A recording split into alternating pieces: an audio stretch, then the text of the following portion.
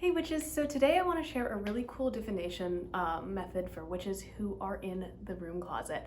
I know how tempting it can be to go online and like drool over pendulums and tarot cards and runes and all sorts of like beautiful witchy things, but sometimes if you're in the broom closet, if you can't openly have them, it's like hard and then discouraging. So you're like, oh, I want that. Or perhaps you want to just start doing divinatory work or start learning about divination methods. And that is kind of where cartomancy comes into play. So cartomancy, what is that? Cartomancy is a form of divination really similar to tarot, but uses a regular deck of playing cards. So each of the cards has a specific meaning. The main difference is that this deck has fewer cards than a regular tarot deck, which I have here. You can kind of see the differences definitely in size, but like also the thickness of the deck. And this has 52 cards, this has 78, I believe, 76. It's up there. I'm sorry, I'm a bad witch, I know. But there isn't a distinct set in this, of course. Tarot cards have the major arcana and the minor arcana, the major arcana being face cards like death, the devil, the magician, the fool, the hanged man, stuff like that.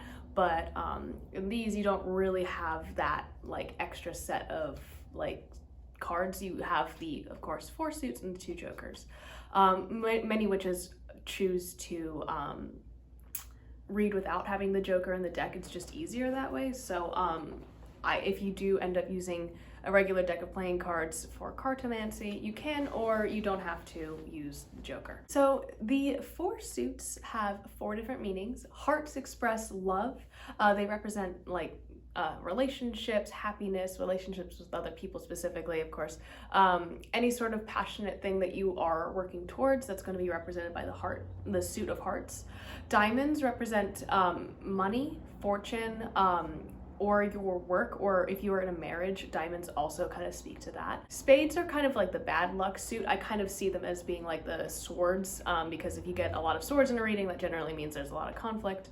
But spades are kind of representative of bad luck, secrets, someone having issues with you. Finally, clubs kind of have to do with your physical well-being, so like your health and as well as finances. So there's another financial aspect to it.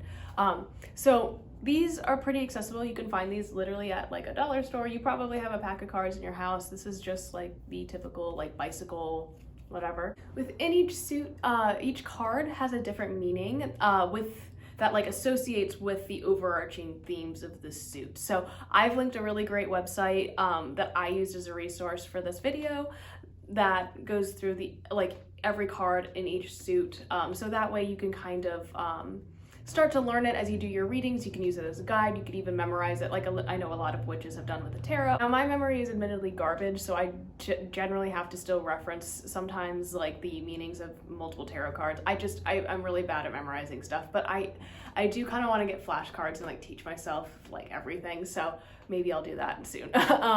But you can do the same kind of thing with cartomancy. So to use this method, you do it the same way you would a tarot card reading. You shuffle your cards and you pull cards out to divine their meanings. Some people like shuffle their deck kind of in a certain way, like I don't know how to do it. I'm, again, like a terrible witch, but they kind of do that sort of thing. And if a card flies out, that's what they use as their reading. I tend to shuffle all of mine, spread them out in front of me, and use like my intuition to pick cards out. Sometimes I'll just shuffle and pull like the top 3 cards. Like it kind of just depends. There are tons of methods and no one is right or wrong in whatever method they use to pull tarot cards. So just don't worry about that. Again, like as you do this more and more, you'll start to memorize some of the meanings, like you may with tarot, but the deck is like really unassuming and not gonna like scream witchcraft to anybody. So like no one's gonna question just a deck of playing cards. And if they do, like I said, you could just say, hey, it's a deck of playing cards. Like I just have a deck of cards. And yeah, I hope you guys find this method useful. Otherwise, I will see you guys tomorrow. Bye.